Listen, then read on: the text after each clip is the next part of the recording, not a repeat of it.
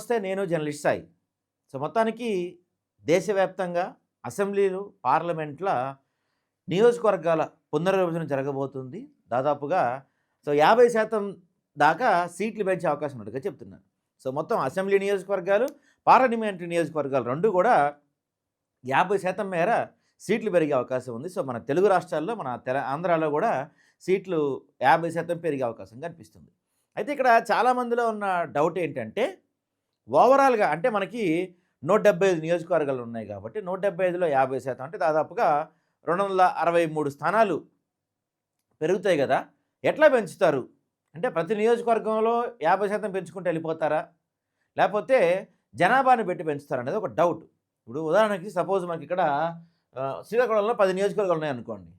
10లో 50% అంటే 5 కదా! అని చెప్పి 5 పెంచేసారు. జనాభాని బట్టి, జనాభా నిష్పత్తిని బట్టి పెంచుతారు. అలాగే పార్లమెంట్ సెగ్మెంట్స్ కూడా ఇప్పుడు మనకి 25 పార్లమెంట్ సెగ్మెంట్స్ అవి 12 పెరిగితే 12 గాని, 13 గాని పెరుగుతాయంటున్నారు. అంటే 37 గాని, 38 గాని అవుతాయి. సో, ఇక్కడ కూడా జనాభా ప్రాతిపదికన నియోజకవర్గాల పునర్విభజన జరుగుతది. సో, ఒకసారి అంటే ఒక చోట జనాభా ఎక్కువ ఉన్న చోట, నియోజకవర్గాలు తక్కువ ఉన్న చోట 4, 5 నియోజకవర్గాలు పెరగచ్చు. కొన్ని చోట్ల ఆల్రెడీ నియోజకవర్గం పెద్దదుంది. జనాభా తక్కువ ఉంటే అక్కడ 1, 2కు మించి పెరిగే అవకాశాలు ఉండకపోవచ్చు. మనం పాత అంటే గత ఉమ్మడి జిల్లాలు చూద్దాం. మనం ఉమ్మడి జిల్లాలు చూస్తే 13 జిల్లాల పరంగా అక్కడ ఉన్న అసెంబ్లీ స్థానాలు, అక్కడ ఉన్న జనాభా, పెరగబోయే సీట్ల గురించి ఒక అంచనా కొద్దాం. యాక్చువల్‌గా ఇది మనం 2011 జనాభా లెక్కల ప్రకారం తీసుకొని చేస్తుంది. ఇది కొంచెం మారే అవకాశం కూడా ఉండొచ్చు. ఎందుకంటే కేంద్ర ప్రభుత్వం ఈ విషయంపై ఇంకా స్పష్టమైన గైడ్‌లైన్స్ ఏది రూపొందించలేదు. అంటే 2011 జనాభా లెక్కల ప్రకారం నియోజకవర్గాల పునర్విభజన జరుగుతదా? లేకపోతే 2026లో మొదలుపెట్టి 27లో జనాభా లెక్కలు పూర్తయిన తర్వాత దాని ప్రకారంగా నియోజకవర్గాల పునర్విభజన జరుగుతదా అనేది ఇంతవరకు క్లారిటీ లేదు కాబట్టి, మనం ప్రస్తుతానికైతే మన దగ్గర అందుబాటులో ఉన్న 2011 జనాభా లెక్కల ప్రకారం ఏ ఏ జిల్లాలో ఎన్ని సీట్లు పెరుగుతాయి, ఆ జిల్లా జనాభా ఎంత అనేది ఒకసారి మనం చూసే ప్రయత్నం చేద్దాం. ఫస్ట్ మనకి శ్రీకాకుళంలో 10 నియోజకవర్గాలు ఉన్నాయి. మొత్తం శ్రీకాకుళం జిల్లా జనాభా మనకి 26,99,471గా ఉంది. అంటే 10 నియోజకవర్గాలు ఆన్ అండ్ యావరేజ్ తీసుకుంటే మనకు ఒక్కో నియోజకవర్గంలో 2.5 లక్షల దాకా 2.6 లక్షలు అట్లా ఆన్ అండ్ యావరేజ్‌గా ఉంటదనమాట. సో, చెప్పలేం ఎగ్జాంపుల్‌గా చెప్తున్నా. ఒక నియోజకవర్గం ఎక్కువ ఉండొచ్చు, తక్కువ ఉండొచ్చు. సో, ఈ మొత్తం ఇక్కడ శ్రీకాకుళంలో మహా అయితే ఒక 2 నియోజకవర్గాలు పెరిగే అవకాశం కనిపిస్తుంది. అక్కడ మనకి శ్రీకాకుళం ఉన్న లెక్కల ప్రకారం అంతే. ఒక 2 నియోజకవర్గాలు పెరిగే అవకాశం కనిపిస్తుంది. తర్వాత విజయనగరం జిల్లాలో కూడా ఆల్రెడీ 9 నియోజకవర్గాలు ఉన్నాయి. అక్కడ జనాభా వచ్చేసి 23,42,868 మంది ఉన్నారు. సో, ఇక్కడ ఒక 2 నియోజకవర్గాలు పెరిగే అవకాశం ఉంది. సో, విజయనగరం 11 నియోజకవర్గాల వరకు పెరిగే అవకాశం ఉంటుంది. దాని తర్వాత విశాఖపట్నంలో ఆల్రెడీ 15 నియోజకవర్గాలు ఉన్నాయి. అక్కడ జనాభా వచ్చేసి 42,88,113 మంది ఉన్నారు. ఇక్కడ మనకి ఒక 6 నుంచి 7 దాకా పెరిగే అవకాశం కనపడుతుంది విశాఖపట్నంలో. అంటే దాదాపుగా 21 గాని, 22 గాని నియోజకవర్గాలు అయ్యే అవకాశం కనపడుతుంది. ఎందుకంటే చుట్టుపక్కల ప్రాంతాలు ఉదాహరణకి ఇప్పుడు మనకి ఈ భీమిలి లాంటివి, గాజువాక లాంటివి ఇక్కడ జనాభా ఎక్కువ చాలా. తర్వాత విజయవాడ సెంట్రల్ ఇక్కడ జనాభా చాలా ఎక్కువ. భీమిలిలో అయితే దాదాపుగా 3 లక్షల పైచిలుకు జనాభా ఉంటారంట అక్కడ. సో, అలాంటివి 2 అయ్యే అవకాశం కనపడుతుంది. సో, మొత్తం మీద చూసుకుంటే మనకి విశాఖపట్నం చాలా పెద్ద ప్రాంతం, జనాభా కూడా విపరీతంగా ఎక్కువ ఉన్న ప్రాంతం కాబట్టి విశాఖపట్నంలో మనకి దాదాపు 6 నుంచి 7 నియోజకవర్గాలు పెరిగే అవకాశం కనిపిస్తుంది. ఆ తర్వాత ఈస్ట్ గోదావరి జిల్లా దీంట్లో ఆల్రెడీ 19 నియోజకవర్గాలు ఉన్నాయి. ఇక్కడ జనాభా వచ్చేసి 51,54,296. సో, ఇక్కడ కూడా మనకి ఒక 5 నియోజకవర్గాలు కాదు. సో, 7 నుంచి 8 నియోజకవర్గాలు పెరిగే అవకాశం కనపడుతుంది ఈస్ట్ గోదావరిలో. సో, ఇక్కడ కూడా మనకి 19 ఉన్నవి ఇవి 26 లేకపోతే 27 దాకా మారే అవకాశం కనపడుతుంది. ఇక్కడ మనకి రాజమండ్రి రూరల్ ఉన్నప్పటికీ కూడా ఇంకోటి రాజమండ్రి సిటీ, రాజమండ్రి రూరల్ ఉన్నప్పటికి కూడా ఇంకొక రాజమండ్రిలో ఆ ప్రాంతంలో ఇంకొక నియోజకవర్గం ఏర్పడే అవకాశం మనకి ఇక్కడ స్పష్టంగా కనిపిస్తుంది. ఆ తర్వాత వెస్ట్ గోదావరి తీసుకుంటే ఇక్కడ మనకి ఆల్రెడీ 15 నియోజకవర్గాలు ఉన్నాయి.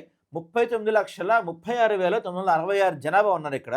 సో, ఇక్కడ కూడా మనకు అందుతున్న సమాచారం ప్రకారం ఒక 5 స్థానాలు 5 నుంచి 6 స్థానాలు పెరిగి 20 లేదా 21 స్థానాలుగా మారే అవకాశం కనపడుతుంది.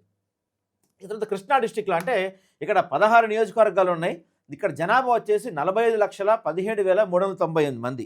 సో ఇక్కడ చూసుకుంటే ఇంకొక 10 నియోజకవర్గాలన్నా పెరిగే అవకాశం కనబడుతుంది మన కృష్ణా డిస్ట్రిక్ట్‌లో.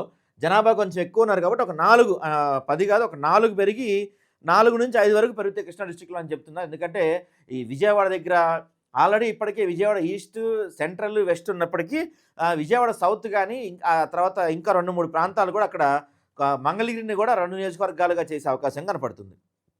ఆ తర్వాత గుంటూరు జిల్లా. ఇక గుంటూరు జిల్లా మనకి ఇక్కడ 17 నియోజకవర్గాలు ఉన్నాయి. సో ఇక్కడ మనకి గుంటూరు జిల్లాలో ఇంకొక 8, 9 నియోజకవర్గాలు పెరిగే అవకాశం కనపడుతుంది. ఎందుకంటే గుంటూరు జిల్లాలో కొంచెం జనాభా ఎక్కువ. పెద్ద పెద్దవి ఉన్నాయి. 48,89,230 మంది ఉన్నారు. దగ్గర దగ్గర అంటే 50 లక్షల జనాభా ఉన్నారు. సో ఇక్కడ మనకి గుంటూరులో ఇంకొక 5 లేకపోతే 6 నియోజకవర్గాలు పెరిగే అవకాశం కనిపిస్తుంది. తర్వాత ప్రకాశం డిస్ట్రిక్ట్‌లో ఇప్పుడు మనకి 12 నియోజకవర్గాలు ఉన్నాయి. ప్రకాశం డిస్ట్రిక్ట్ జనాభా వచ్చేసి 33,92,764 మంది. అంటే ఈ ప్రకాశంలో కొన్ని దర్శి ఇట్లాంటి కొన్ని పెద్ద పెద్ద ఈ నియోజకవర్గాలు ఉన్నాయి. వాటి విభజన జరిగే అవకాశం కనపడుతుంది. మనకి ఇక్కడ ప్రకాశంలో చూసుకుంటే ఒక 4-5 నియోజకవర్గాలుగా ఏర్పడి 16 నియోజకవర్గాలుగా ఏర్పడే అవకాశం కనిపిస్తుంది. ఇక నెల్లూరులో 10 నియోజకవర్గాలు ఉన్నాయి. 10 నియోజకవర్గాల్లో 29,66,82 మంది జనాభా ఉన్నారు. ఇక్కడ నెల్లూరు కూడా మనకి ఇంకొక 2, 3 నెల్లూరు కూడా ఇంకొక 3 నియోజకవర్గాలుగా పెరిగే అవకాశం ఉంది. సో మొత్తం మీద నెల్లూరు 13 నియోజకవర్గాలు అయ్యే అవకాశం స్పష్టంగా కనపడుతుంది. ఇక చిత్తూరు ఇక్కడ 14 నియోజకవర్గాలు ఉన్నాయి. 41,70,468 మంది ఉన్నారు ఇక్కడ. సో ఇక్కడ కూడా ఒక 3 లేకపోతే 4 నియోజకవర్గాలు పెరిగి 18 నియోజకవర్గాలు అయ్యే అవకాశం కనపడుతుంది. ఇక మనకి కడప చూసుకుంటే ఇక్కడ 10 నియోజకవర్గాలు ఉన్నాయి. ఇక్కడ జనాభా వచ్చేసి 28,84,524 మంది ఉన్నారు. సో మనకు అందుతున్న సమాచారం ప్రకారం కడపలో ఇంకొక 5 నియోజకవర్గాలు పెరిగే అవకాశం స్పష్టంగా కనపడుతుంది. ఎందుకంటే జనాభా కొంత ఎక్కువ మంది ఉన్నారు. కడప రాజకీయంగా కొంత ప్రాముఖ్యత కలిగిన జిల్లా. జనాభా ప్రకారం చూసుకొని ఇంకొక 5 నియోజకవర్గాలు పెరిగే అవకాశం కనిపిస్తుంది మనకి కడప జిల్లాలో. ఇక కర్నూలు జిల్లాలో 14 నియోజకవర్గాలు ఉన్నాయి. అక్కడ జనాభా 40,53,463 మంది. ఇక్కడ కూడా మనకి కర్నూలులో కూడా ఇంకో 4 నియోజకవర్గాలు పెరిగే అవకాశం కనపడుతుంది. 18 నియోజకవర్గాలు అయ్యే అవకాశం కనపడుతుంది కర్నూలులో. ఇక అనంతపురం ఆల్రెడీ ఇప్పుడు 14 నియోజకవర్గాలు ఉన్నాయి. ఇక్కడ జనాభా దాదాపుగా 40,83,515 మంది ఉన్నారు. ఇక్కడ కూడా ఇంకో 4 లేకపోతే 5 నియోజకవర్గాలు ఏర్పడే అవకాశం ఉంది. ఇదంతా కూడా పాత జనాభా లెక్కల ప్రకారం మనం పాత జిల్లా లెక్కల ప్రకారం చెప్తుంది. ఒకవేళ కేంద్ర ప్రభుత్వం కనుక 2011 జనాభా లెక్కల ప్రకారం వెళ్తే ఇప్పుడు మనం చెప్పుకున్న లెక్కల ప్రకారం నియోజకవర్గాల పునర్విభజన జరిగే అవకాశం ఉంటుంది. లేదు ఒకవేళ 2026లో జరగబోయే జనగణన లెక్కలోకి తీసుకొని 2027 జనాభా లెక్కలు వచ్చిన తర్వాత నియోజకవర్గాల పునర్విభజనకి వెళ్తే ఈ లెక్కలు కొంత మారే అవకాశం ఉంటుంది.